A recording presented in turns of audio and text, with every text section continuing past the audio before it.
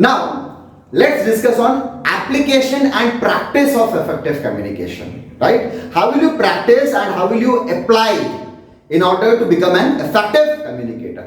First is being clear, right? So you have to use short simple sentences and avoid filler words. Short simple, right? ज्यादा complicated करना ही नहीं है, क्योंकि मेरे को अगर क्लियर रहना तो फिर मेरे को कम शब्दों में चीजों को बयान करना है स्पष्ट तरीके से, राइट? फिर आता है बीइंग कंसाइज. कंसाइज क्या होता है? You have to get to the point, right, and remove loosey language और lofty language.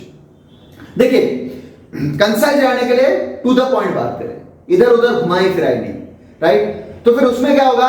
Now your communication will not have that impact, and when you are direct and to the point it will hit the person, right? Next is called as being concrete. Now what does it mean? It means that you have to use focused language to drive your point. Focused language, right? एक होता है यार. देखिए, मैं आपको एक चीज कहता हूं कि अगर आपको जिस टॉपिक के ऊपर बात करना है, अगर आप उस टॉपिक के ऊपर बात करने के बजाय किसी दूसरे टॉपिक के ऊपर बात करें तो क्या होगा मालूम है? आप इंपैक्ट लूज कर जाएंगे, राइट? तो कम्युनिकेशन असरदार रहने के लिए आपको कॉन्क्रीट रहना बहुत जरूरी है, right? Next it's called as correct. See, correctness कहां से आता है? प्रूफ रीड करें, फैक्ट्स चेक करें, एनालिसिस करें, have things in place. So you just can not roam around and say anything with your choice, but do you have the right things in place? क्योंकि तब जाके you can give the correct information. So whatever you are going to speak up, there has to be a proofread. अब जो basically होता है यार, email में बहुत ज्यादा एरर्स होते हैं, राइट? तो उसके लिए हमको स्पेल चेक लगाना पड़ेगा. क्यों? क्योंकि वो प्रूफ रीड करेगा. बहुत बार ये होता है ना यार कि कई बार एक अक्षर छूट गया. सो एक अक्षर छूट गया मतलब शब्द ही गलत हो जाता है. So you have to keep this in your mind that you have to be correct, for which you have to take that proofread and check the facts with analysis, right? Next is called as being considerate, right? So now you need to consider your audience and what words and methods will work best for them.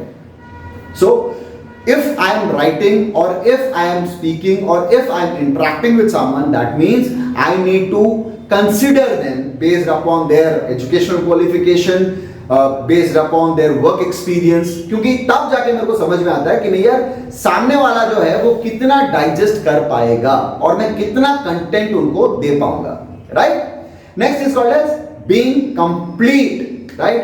Provide all the necessary information with completeness. आधा अधूरा, वो कहते हैं ना कि अल्प विद्या महाभयंकरी. आधा ज्ञान कहीं का नहीं छोड़ेगा आपको. सो जब कभी भी आप किसी से वार्तालाप करें तो आप उसको कंप्लीट इंफॉर्मेशन दीजिएगा, right? Next is called as being courteous. It means that you have to be respectful and friendly, especially when you are giving feedback, right? So courtesy यार, right? That मैं आपके साथ इज्जत से पेश आऊंगा और मैं आपके साथ दोस्त बनूंगा. नाउ अब मान के चलिए कि कोई बंदा आपको फीडबैक दे रहा है, अगर वो आपका दोस्त है आपको बुरा नहीं लगता है. क्यों नहीं लगता? क्योंकि वो अपना है ना यार. और मान के चलिए कोई दूसरा बंदा दे रहा है तो अपने को ठेस पहुंचे यार, कैसे बोल दिया यार बात, है जी? तो इसका मतलब क्या था दोस्त? इसका मतलब ये था कि अपने को जब सामने वाले के साथ बातचीत करना है तो हमें उसके साथ कर्टियस रहना पड़ेगा, यानी रेस्पेक्टफुली पेश आना पड़ेगा और फ्रेंडली बात करना पड़ेगा. Next it's called as accepting feedback. Now, accepting feedback, you need to ask, I repeat, you need to ask for feedback to learn how you can improve and value the other person's opinion. अब यार दोस्त यार, मेरे को अगर improve करना है तो इसका मतलब है मैं आपसे पूछूंगा ना यार. अब जब स्कूल में पढ़ते थे या फिर कॉलेज में या तो कहीं ट्रेनिंग प्रोग्राम अटेंड करते हैं, आप क्या करते हैं? You ask. And when do you ask? See, you only ask if you want to improve. अगर जिसको इंप्रूव ही नहीं करना यार, वो तो पूछे ही नहीं. आप बोले यार मैं तो, मेरे को तो लगता है कि मैं तो संपूर्ण हूं, right? So the point is that अगर हमें इंप्रूव करना है तो हमें ओपन भी रहना पड़ेगा. अगर सामने वाले ने जो भी हमको फीडबैक दिया, we should not take it personally, we should take it in a professional way that yes, this feedback is something which I need to act upon, right? That makes sense. Keep this in your mind always. Next is called as practice empathy. So practicing empathy, it is about you need to be attentive and response to other person's needs and emotions. Attention पे कीजिएगा सामने वाले की तरफ और सामने वाले की जरूरतें और उसके भाव को समझिएगा, तब जाके आप एम्पैथेटिक हो पाएंगे।